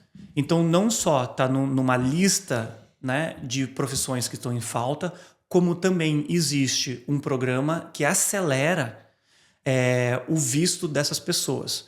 Então, assim, o meu visto ficou pronto e foi aprovado em 1 dia. Agora vamos fazer uma pausa. Aí vocês esperam isso baixar a poeira e agora vocês processam a informação. A gente tem pessoas, Thiago, que ficam esperando quanto tempo foi o Matheus? 500 dias, alguma coisa assim? O Matheus, que foi o primeiro convidado, ele esperou 500 e poucos dias para o visto ser aprovado. Então, quando eu converso com as pessoas, né, eu acho que existem várias formas de chegar nesse país, né? E eu louvo todas, né? Mas nem todas são do mesmo jeito, não, né? Não, cada um tem sua história, com certeza. Cada um tem sua história claro. e cada um vai capinar num certo momento da sua vida. Isso. Eu acho que eu capinei lá atrás e já cheguei aqui num outro momento, né? Só que eu já tinha conquistado bastante coisa. né? Então, por exemplo, de repente, se não tivesse aqui, eu poderia estar, né, na Arábia Saudita, ou algum lugar no Oriente Médio, ou de repente na Irlanda, ou de repente em algum outro lugar. Sim, claro. Né? Então, a Austrália está precisando, né? Não existem muitos veterinários, então vamos lá, né? Tem falta de veterinário. Tem uma falta maior ainda de veterinário que trabalha com cavalo. E tem uma falta maior ainda para veterinário que trabalha com cavalo, com regulamentação do cavalo de corrida. Então é bem específico, né, Bem específico. Thiago? Então, acho que aqui uma outra dica. Às vezes, você ter um dom específico pode te ajudar. Claro, bem nicho, né, Thiago? Bem nichado. Nicho pode te ajudar. Claro. Eu acho que tudo é vantagem. Você tem que jogar o jogo conforme ele te ajuda. Sim. Né? Então, se você é um zagueiro, joga defensivamente. Se é atacante, vai lá pra frente e tenta marcar gol, né? Então, se você é bom em várias coisas, tente usar isso em seu favor. Mas se você é um especialista, use como eu usei, por exemplo, né? Eu vim aqui, né, como um especialista dentro da minha área. Claro. Né? E que não existem tantos, né? Isso. E a importância, Thiago, eu acho que a gente até passou isso desapercebido, mas é um ponto que eu queria voltar, a gente não precisa ficar muito tempo falando nisso, mas a importância do teu inglês ter sido bom, cara, para a primeira vaga lá na Inglaterra, para depois a vaga a vaga no Catar, a vaga, né, na África do Sul, a importância que foi o inglês, porque eu acredito, Thiago, que tinha muitos veterinários que eles eram também competentes no Brasil, mas daqui a pouco não falava inglês. E aí tu já nem não consegue aplicar para vaga, né? Com certeza, por isso que eu salientei lá atrás, né, a importância do inglês, né? E lembrem, né? Lembrem não, né? Porque eu não disse aqui, mas eu vou salientar aqui. O meu inglês também foi se aprimorando. Claro. Assim como ainda está se aprimorando. Todos os dias, né, Thiago? Todos os dias. Então, Sim. todos os dias eu me esforço, né? Para eu me comunicar melhor, né? Então, né, eu tenho um cargo de gerente de serviços veterinários dentro do Racing Vitória, né? Então, o Racing Vitória é o órgão regulatório de corridas no estado aqui de Vitória, no qual nós moramos, né? Então, a gente mora aqui em Melbourne, né? Que é no estado de Vitória. E o Racing Vitória cobre todo esse estado de Vitória, que é um estado relativamente grande. O estado tem 67 hipódromos espalhados em todo ele. 67 hipódromos. E eu tenho que cuidar de um roster, como que a gente chama isso? De um roster de funcionários? Então, assim, a gente tem que escalonar, né, os funcionários, né, nos diferentes hipódromos, né? E isso tudo faz parte do meu trabalho, né? Então eu tenho que conversar com muita gente, por escrito, no telefone, né? Então comunicação é bastante importante, né? Então olha a importância do inglês aí, né? Na onde eu cheguei aqui, né? E aí uma coisa que eu ainda estou aprimorando, né? Não, é todo dia, né, Thiago? E então essa eu diria que é a importância do inglês. E eu também quero salientar o que foi lá na nossa escolha, né? Por quando a gente escolheu aqui para vir aqui para a Austrália, né? O que isso representa para uma família, né? Como a minha, né? Mãe, pai, né? E uma filha de 6 anos, né? Então, aqui tem muito a oferecer em qualidade de vida. Claro. Segurança, né? Estabilidade, né? Então, influenciam diretamente na nossa vida, né? Então, isso foi central na minha escolha, central. Dentro disso, a possibilidade da minha esposa também poder trabalhar, então o nosso visto, né, possibilita a minha esposa de trabalhar, né, e possibilita a gente de conseguir uma cidadania, né, e portanto, né, essa estabilidade e a possibilidade de nós dois, tanto eu quanto a minha esposa, né, de progredismo com as nossas carreiras, né. Isso eu acho uma coisa muito importante. Não só você, né, Thiago, como na veterinária, como trabalhando, né, no que você é especialista, mas para sua esposa também, né? Justamente. E futuramente para Nina também, com certeza, né? Exato. Então você veja bem, né? No Catar a minha esposa teve sucesso profissional, mas lá se ela quisesse desenvolver uma carreira, digamos, numa empresa, isso seria complicado. Tá? Sim. É possível, mas é complicado, você entende? Na África do Sul existem muitos problemas com emprego, né? Claro. Não tem muitas possibilidades dentro disso. E por questão de violência, né? A minha esposa não se sentia muito confiante de estar sozinha dirigindo para os lugares, né? E aqui oferece tudo isso. Então isso foi muito central na nossa escolha pela Austrália. A gente sabia que... A gente saiu de férias dessa vez, né? Foi a primeira vez que a gente saiu de férias agora, né? Depois que a gente morou aqui, desde que a gente estava aqui morando na Austrália, né? E foi uma vez assim que a gente mais sentiu fora de casa enquanto a gente estava de férias. A gente sentiu que a gente estava fora de casa, sabe? Então aqui realmente já é uma casa pra gente, sabe? A gente mora num lugar muito bom, muito gostoso, tem rio, parques, tem qualquer atividade que você imagina para uma criança. A escola que a minha filha estuda, é um quarteirão de casa. A gente conhece os pais, a gente se integrou com aquilo de uma forma muito fácil, né? A minha filha já treina Furi, né? Já joga Furi. Já joga Furi com os amigos, ou seja, está se inserindo cada vez mais já na cultura local, né? As pessoas nos chamam a gente para ir nos jogos de Furi, chamam a gente para ir nas casas dela, a gente é amigo de vizinhos que são 100% australianos, né? Com filhos australianos, então a gente já está totalmente inserido, né, numa cultura australiana. A gente se inseriu numa cultura sul-africana. A gente tinha amigos sul-africanos, com filhos sul-africanos. A gente conseguiu isso na África do Sul, né? No Catar, eu tinha amigos, os meus amigos catares eram do trabalho. Então, né? Apesar de eu conhecer muita gente, era tudo relacionado a tudo profissional, né? Em relação aos locais, né? Os nossos amigos eram pessoas internacionais, eram foreigners, né? Eram, né? Estrangeiros no Catar, né? Então aqui na Austrália, né? Checa todas as caixinhas, né? Sim. Então isso a gente está muito feliz aqui, né? Com essas possibilidades. Então hoje a minha esposa está terminando uma certificação, né? Para se tornar professora de pré-primário, né? Maternal, né? Seja lá como hoje em dia se chama no Brasil, né? Sim. Quando eu era, né, estudante disso aí era maternal, né? Não sei hoje em dia. E isso nos deixa muito felizes, né? A qualidade de vida que nós temos aqui, eu que vivi em todos esses países aqui que eu já disse aqui, né, no podcast, eu acredito que é uma das melhores. E, Thiago, deixa eu só voltar um pouquinho, cara, a gente não teve ainda, né? Tu é o primeiro convidado que tem filho, né? Então, tu tem como comentar pra gente um pouquinho como é a rotina da Nina, só pro pessoal que é pai no Brasil, pra ver a diferença, como é a rotina dela, qual o tempo de escola, assim, qual o horário escolar. Eu sei que tem muita atividade, assim, extra, né? Tipo, eles praticam muito esporte. Sim. Se você quiser botar a criança a praticar um esporte por noite, vai faltar dia na semana, porque, né, da quantidade. Se tu puder compartilhar isso pra gente, pra explorar um pouquinho. Claro, então vamos lá, né? Comparado, a escola na África do Sul era um ponto alto, por exemplo. Era muito bom também lá. E a minha filha fazia várias atividades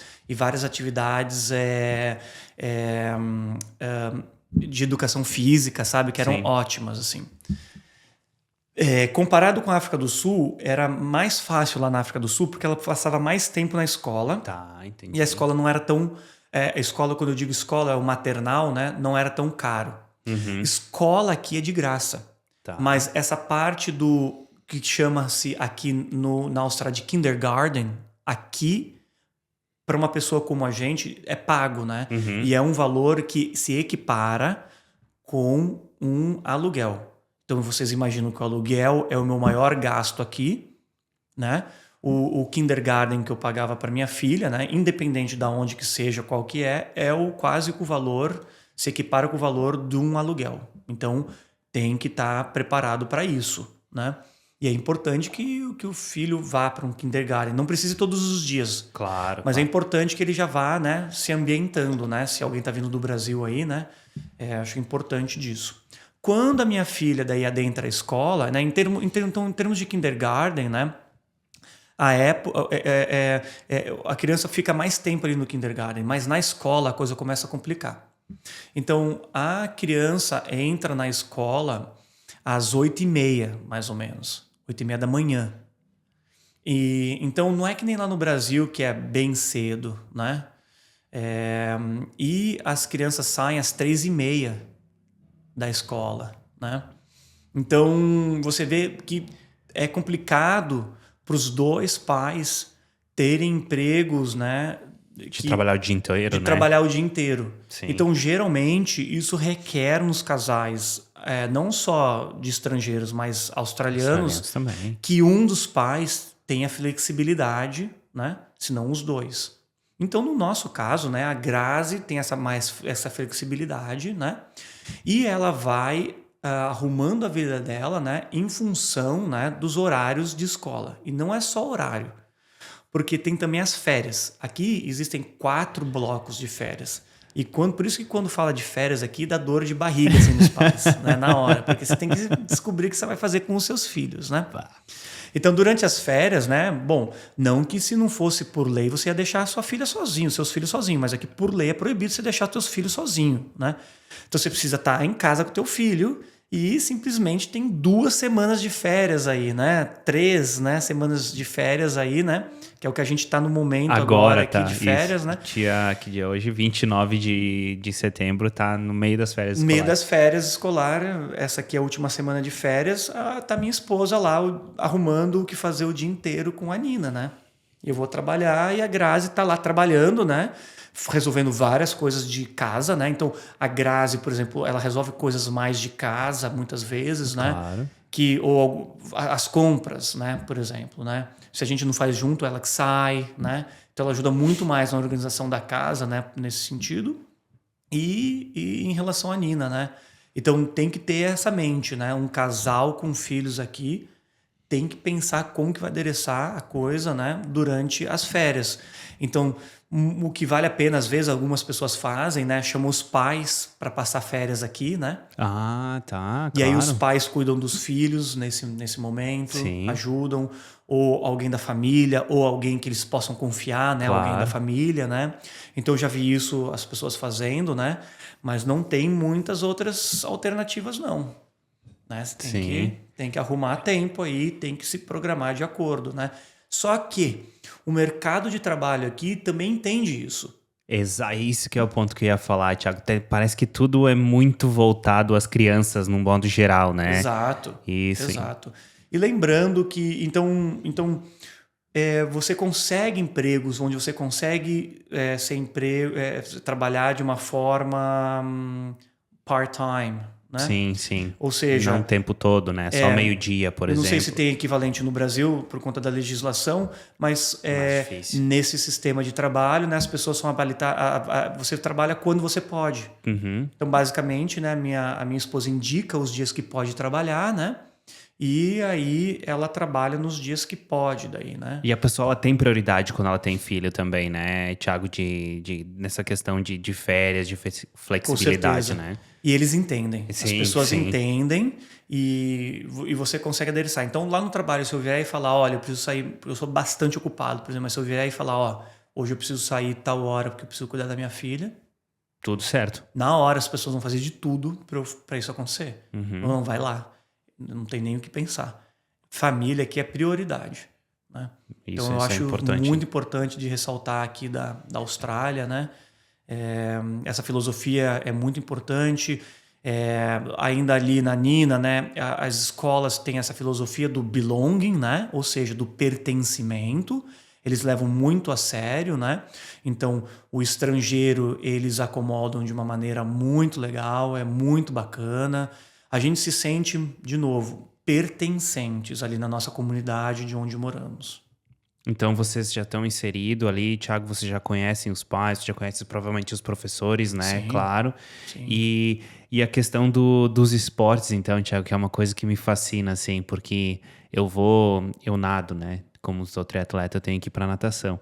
E tem sempre as semanas do ano que eu odeio ir pra piscina, porque é lotado de criança Não odeio as crianças, mas eu odeio que todas todas as raias elas estão quase fechadas por causa das crianças, né? Sim. Então eu vejo que como eles têm acesso aqui, né? A Austrália é um país que valoriza muito a natação também, mas o esporte em geral, né? E Thiago, que você falou, Fury. Olha, a África do Sul também nos proporcionava muito esporte. A minha filha, desde lá, a professora de educação física dela, lá na África do Sul, chamou a gente no canto e falou assim, olha, eu dou aula de educação física faz um tempo, mas eu notei aí na tua filha uma coisa que não é normal. Ela tem muita aptidão para o esporte, eu acho que vocês deveriam explorar isso. Então, lá na África do Sul, a gente já colocou a Nina na ginástica olímpica, vendo essas aptidões dela, e na natação. Então, ela faz a natação e a ginástica olímpica desde lá da África do Sul. Ela foi no Brasil, né? A gente ficou no Brasil uns 2 meses, né? Para fazer os arranjos antes de vir aqui para cá, né?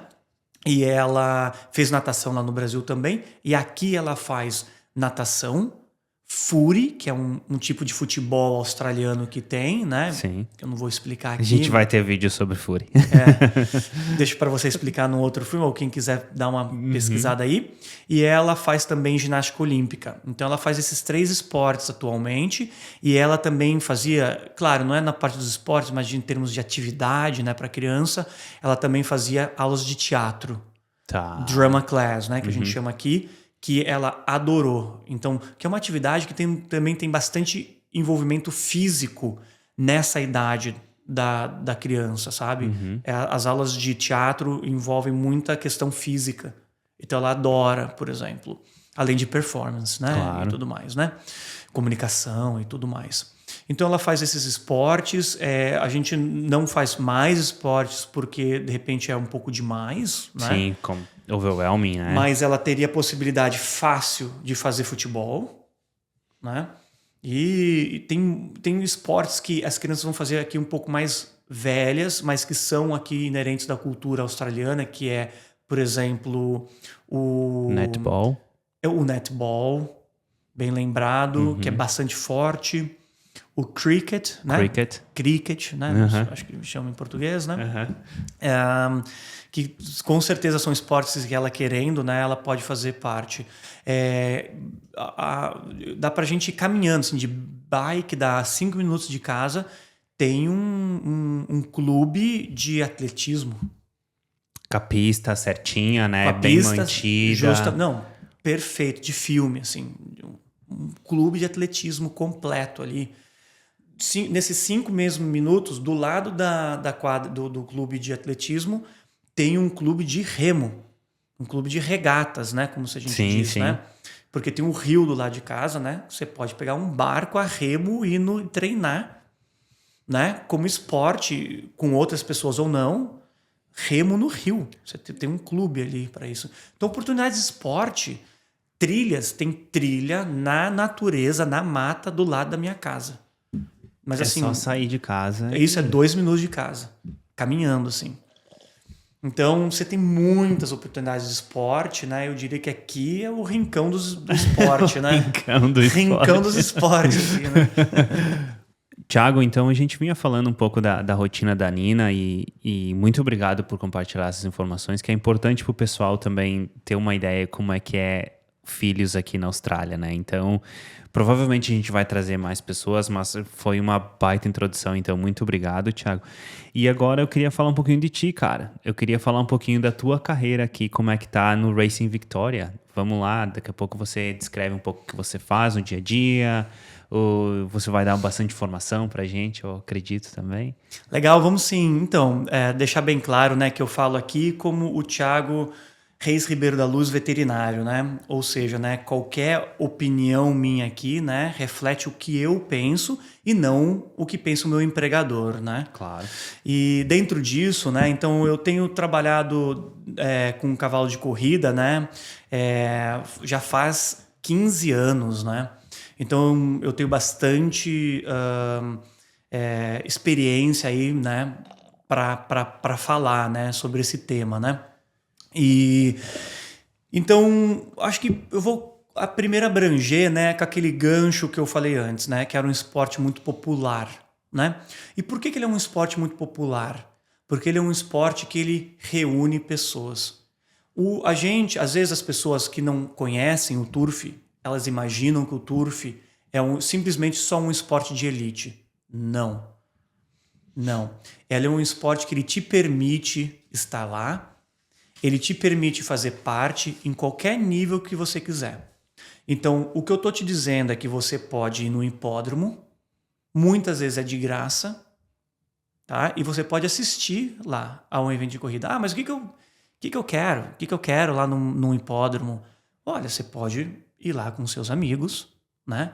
Fazer um piquenique, se é numa corrida rural, ou até no hipódromo de Flemington, que é onde tem a Melbourne Cup. Você pode fazer um piquenique ali. Todo mundo faz, qualquer pessoa faz.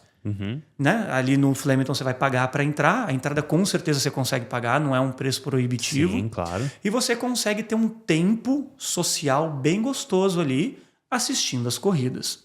Né? Então você consegue fazer isso. Né? Você não precisa ser rico para fazer isso.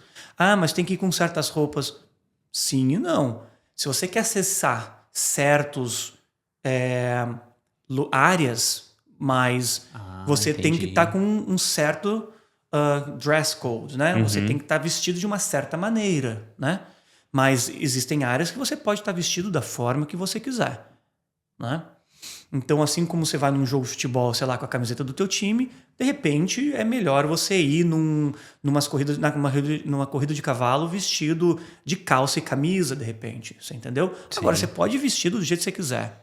Agora, você vai acessar áreas diferentes, claro, né? Geralmente claro. É assim que funciona.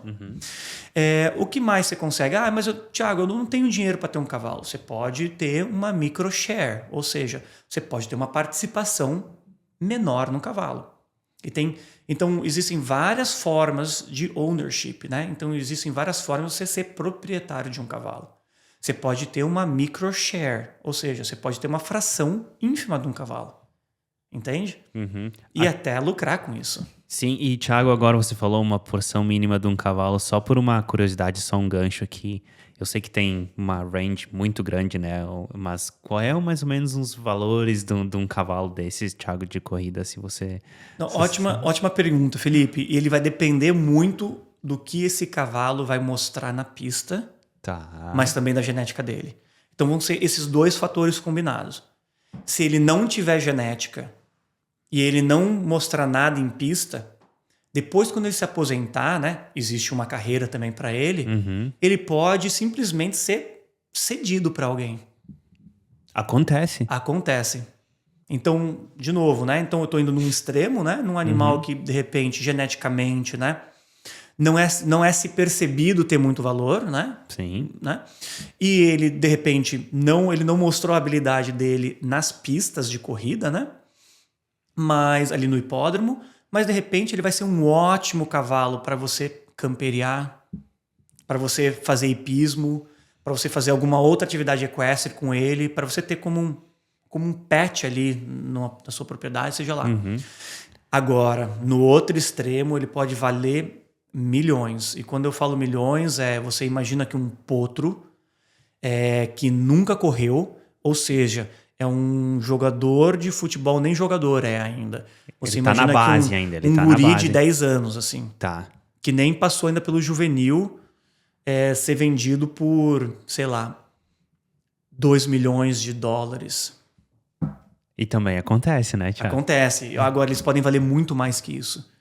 Então, o valor maior vai estar nos garanhões, ou seja, num cavalo que não é castrado e que tem poder genético, né? Tem potencial genético e mostra habilidade nas pistas, o valor vai lá em cima. E aí, às vezes, não tem nem valor para se fechar. Às vezes não tem nem... É muito alto mesmo. Nem se conversa valor, porque o povo já sabe que não tem. E aí esse garanhão vai fazer muito dinheiro, porque cada cobertura dele... Sim. E aqui tem um detalhe para quem não conhece, mas no turf, as regras do esporte não permitem inseminação artificial, que é uma coisa que acontece nos animais, né? Às vezes até em outros esportes equestres, né? Mas no cavalo de corrida não pode, é a monta natural. É natural. Natural. Então, você, por um lado, aí tem mais garanhões, que é legal, mas aquele garanhão bom tem um valor, né, de repente, ainda maior, né, a cobertura dele, porque é uma coisa mais restrita, né? Claro. Né? Oferta Então, e demanda, né? justamente. Então tem essas questões. Os cavalos são bastante exportados, importados, tá? Existe um trânsito bem grande, né? De cavalos assim, nesse sentido. Cavalos e as éguas também, né? Perdão. Então as éguas, quando elas se aposentam, elas viram, né? Elas vão para reprodução nos aras, né? Desde que esteja interesse, né? Em reproduzi-las, né? Então é mais ou menos assim que funciona. Então, os animais podem valer realmente muito, podem ser bastante valiosos. Se paga, nem sempre. É aí que tem também um pouco da sorte, né? Mas não a maioria dos cavalos, mas 1/3 dos cavalos com certeza se paga. Se paga muito bem, tá? Então você vê uma premiação aí, é 100 mil dólares. Se você ganhar um páreo. Um páreo? Um páreo. Mas isso eu tô falando, nem é tão assim o maior prêmio. Sim. 250 mil dólares. Um páreo de grupo 1. A Melbourne Cup, né? Então existe o Spring Racing Carnival, né? Sim. Ou às vezes as pessoas chamam de Melbourne Cup Carnival. Carnival é o nome para um festival de corridas, né? Tá. Que tem nessa época, né, da Melbourne Cup, né? E a Melbourne Cup em si, ela é 1 milhão, né? O prêmio principal. O prêmio principal de um páreo. Um páreo só. E aí vem cavalos de todo o mundo, né? Esse ano a gente tem cavalos dos Estados Unidos, cavalos ingleses, cavalos irlandeses, cavalos franceses e cavalos japoneses competindo aqui durante o carnaval. Então você vê treinadores desses países, cavalos desses países, jockeys internacionais que vêm aqui para competir. Tem todo um sistema de quarentena que é bastante complexo, mas a gente sabe as doenças, né? Porque aqui é uma grande ilha, né? A Austrália é uma grande ilha, né? Então aqui a gente é livre de várias doenças. Então esses cavalos eles têm que fazer uma quarentena, né? Ou seja, um período, né? Isolados, eles continuam treinando, mas eles ficam isolados para ter certeza que eles não estão trazendo doença para cá, né? E aí eles são autorizados para competir. Também existem os protocolos. São protocolos que são pensados para que esses cavalos internacionais não venham a desenvolver nenhum tipo de incidente durante as corridas, não venham a sofrer uma lesão. Ah, tá. Uma lesão, né, competindo, né? Sim. E esses protocolos são bastante estritos, né? É difícil de passar neles, né? Então isso mostra um pouco da preocupação local com o bem-estar animal, né? Isso, era uma pergunta que eu estava até pensando, Thiago, que tem um povo que é contra, né, a corrida, mas você já ressaltou o bem-estar do animal como ele é importante, né, na visão de todo mundo envolvido, com certeza. né? Com certeza, eu sou bastante crítico em relação a isso e eu atuo não posso dizer para você sem modéstia aqui, né? Deixando a modéstia de lado, né? Que eu atuo num alto nível, eu tenho acesso a profissionais de alto nível, estudiosos do bem-estar animal, né? Do mais alto calibre, né? E eu te digo, a gente tem standards muito bons. Então, os standards, né, do cavalo de corrida, né, adereçam um nível de bem-estar animal muito alto. Muito, muito alto. Tá? E até a questão de viagens, né, que você falou, Thiago.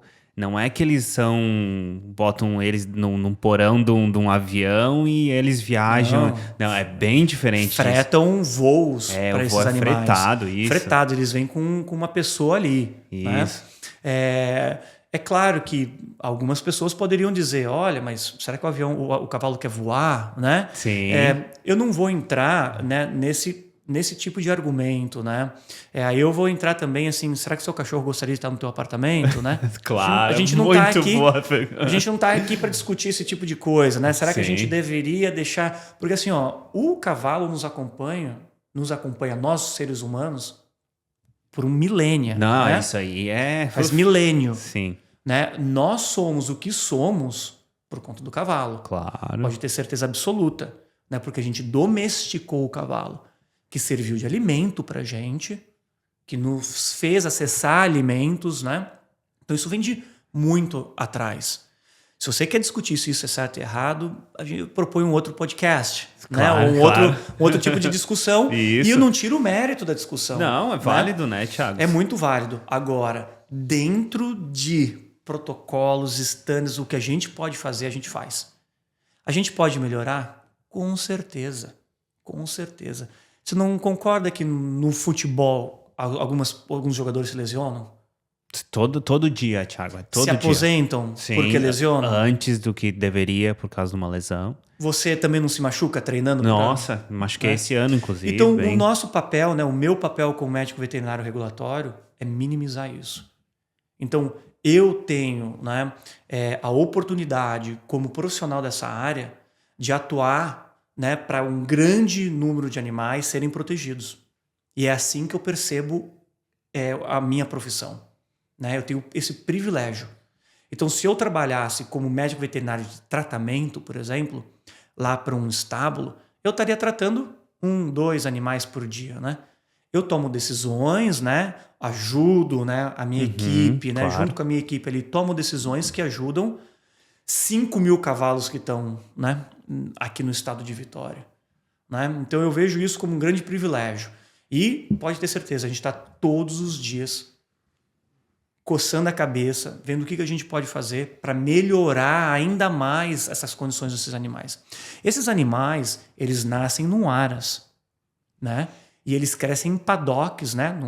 Num campo, né, grande. Eles têm que correr. Se eles não correm, eles não se desenvolvem, eles nem competem bem. Então eles já nascem num aras. Free, né? Free. E eles vivem em grupo. Ah, mas eles ficam em cocheira. Eles ficam em cocheira durante o período que eles correm, mas não é nem todo treinador que deixa em cocheira. E são alguns períodos da vida. Você, todo dia que você vai para o teu trabalho, você ama aquilo que você faz? Não é bem assim. Sei lá, todo transporte público que você pega, você adora? Não é bem assim, Provavelmente né? não, claro. Mas a gente tem que fazer, né? Sim. Então acontece isso com o cavalo. Ele passa um período ali na baia dele, né? Ele tem que passar por treinamento, né? Mas isso, o cavalo, ele estreia com 2 anos de idade. 2 anos de idade ele estreia. E quanto mais com 2 anos de idade ele estreia, melhor os ossos deles estão para ele se adaptar àquela função que ele faz. Esse cavalo, com 4, 5 anos, alguns já estão se aposentando.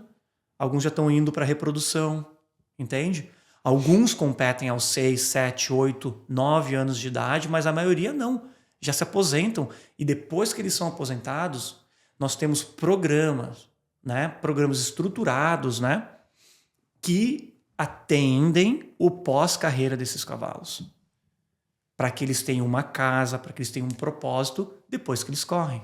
Então ele não é só, por exemplo, correu e tal, e ele é abandonado. Então, De jeito muito nenhum. diferente disso. De jeito nenhum. E pode acontecer. E se ele for abandonado e nós descobrimos, nós vamos agir. A gente vai lá, vai recolher o cavalo, vai conversar com as pessoas e vai ver o porquê que isso aconteceu. Então, assim como qualquer atividade humana, né, tem suas coisas a serem endereçadas e serem cuidadas, né? Toda atividade humana causa um impacto, né, em alguma coisa. Com certeza. Cavalo de corrida não é diferente. A nossa missão é minimizar isso e viver, né, em harmonia, porque o cavalo faz parte da humanidade, faz parte de quem nós somos, né? Quer queira, quer não queira. Não, claro. E, Thiago, a gente foi numa tangente aí, mas muito obrigado por compartilhar essas informações. Vamos voltar para tua carreira no Racing Victoria agora. Desculpa, Thiago, eu te tirei do foco. Não, ótimo. Então, eu sou o gerente, né, de serviços veterinários do Racing Vitória, né? Então, eu já expliquei de que o Racing Vitória, a missão do Racing Vitória é cuidar, né, da regulamentação de cavalos de corrida no estado de Vitória, né? Ele está ainda acima do Racing Vitória, existe o Racing Australia, né? Federal, né? Isso, no âmbito mais federal. E existe até um ministro, né, das corridas. Então, é uma coisa que é bem estruturada da forma governamental. Então, quando lá eu falei que, lá no Brasil, eu saquei que eu não queria trabalhar no Brasil, é por conta disso. Olha a estrutura que a gente tem aqui, né, que eu tenho aqui, né, para trabalhar como médico veterinário regulatório, né, de cavalo de corrida. Eu tenho uma estrutura até governamental, né, para isso, né? Porque a gente sabe as contribuições, né, que a indústria do cavalo tem para a sociedade. Por exemplo, ela gera mais de 100 mil empregos no país. Mais de 100 mil empregos, né? Então, o aporte, a contribuição financeira do turf, né, do esporte, né, turf, é de mais de 3 bilhões para o país, né? Só a semana ali do Melbourne Cup Carnival, né? Mexe de $500 milhão a $1 bilhão na economia aqui de Vitória. Então, é quem compra ou aluga roupa, né? A gente tá falando da vestimenta das corridas, terno, o chapéu, a bota, toda essa vestimenta para corrida, né? O hotel para a pessoa ficar. O transporte público muda na época das corridas, claro. O transporte de avião para as pessoas chegarem vem gente aqui. De todo que é lugar. Então movimenta toda, né? Então tem uma importância muito grande para a sociedade, né? Então tem uma responsabilidade muito grande. Como eu estava falando, né? A gente tem 67 hipódromos, né? Espalhados aqui no estado de Vitória, né?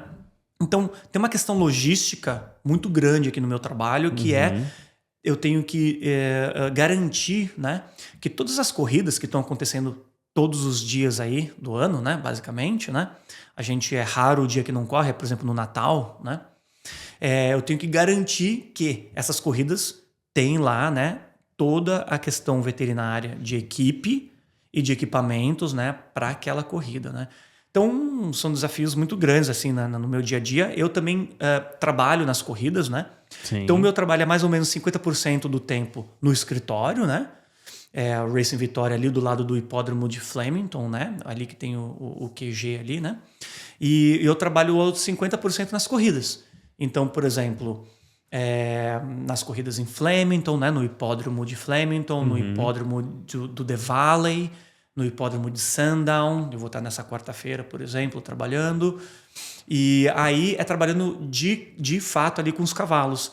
Então, no dia das corridas, né, na questão daquele bem-estar, claro, a gente está ali inspecionando os cavalos, a gente está ali para se algum exame oficial precisa ser feito, a gente tira amostras para antidopagem desses cavalos, então a gente aderece a integridade, a gente adereça o bem-estar, né, do cavalo, né, e nisso também, né, safety, né, ou seja, a segurança ali, né, do jockey, né, porque o jockey pode também vir a se machucar se o cavalo sofrer algum acidente.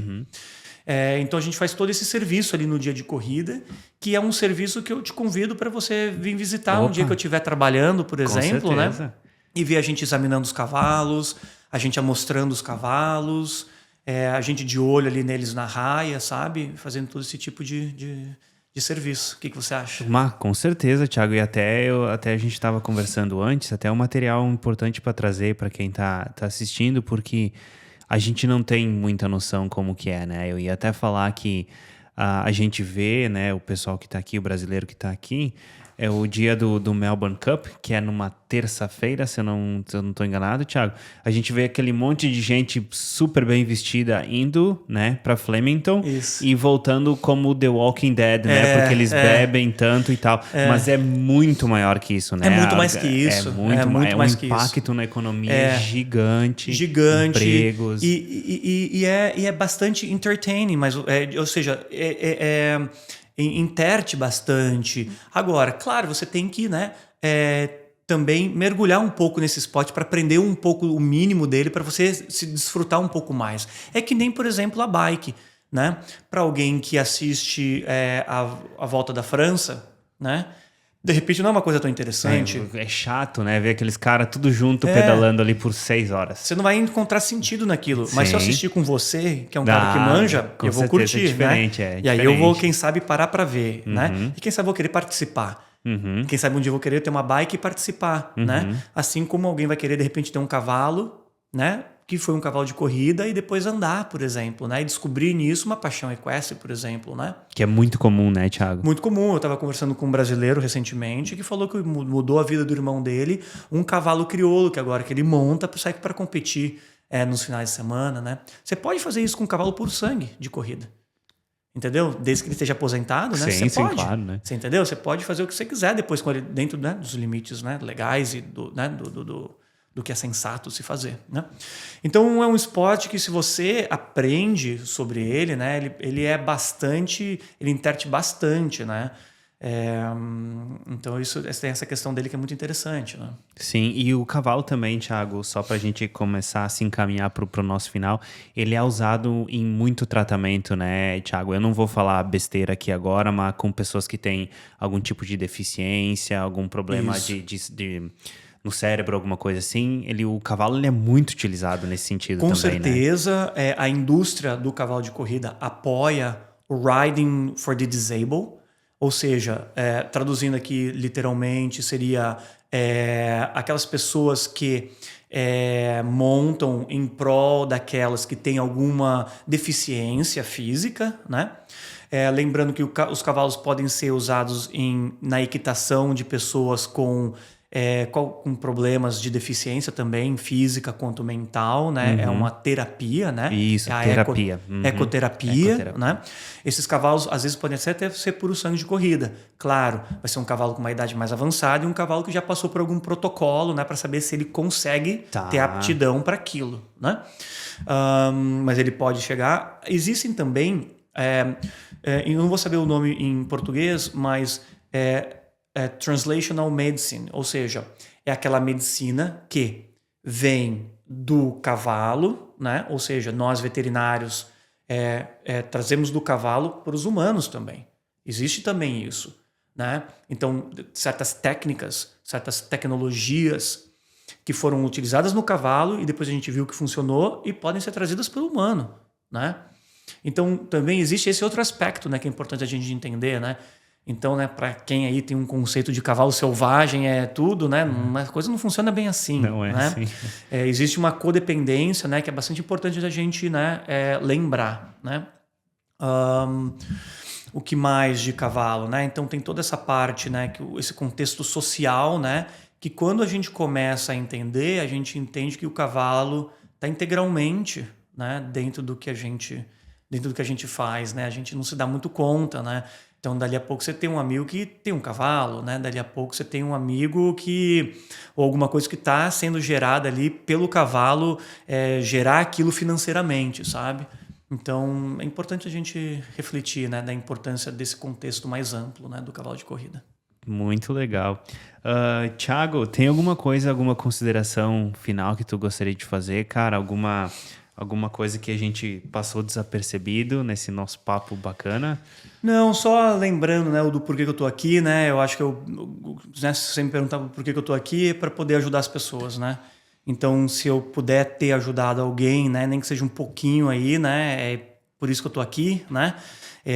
Eu não cheguei aqui sem ajuda, né? Eu cheguei aqui com a ajuda de várias pessoas ao longo do meu caminho, né?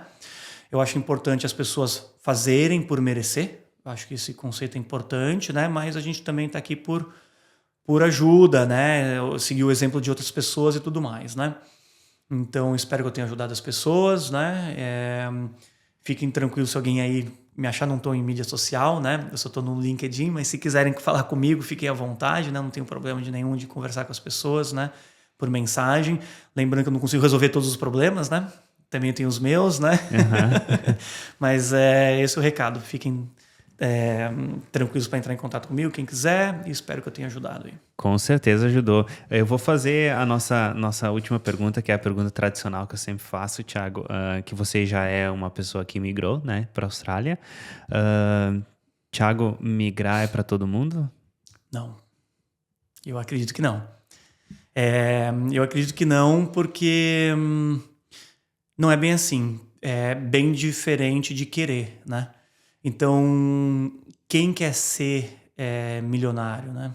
Todo mundo vai levantar a mão, né? Uhum. Mas quem quer ser milionário, né? Quem quer realmente fazer as coisas que são necessárias para você ser milionário, né? Eu acho que não é todo mundo.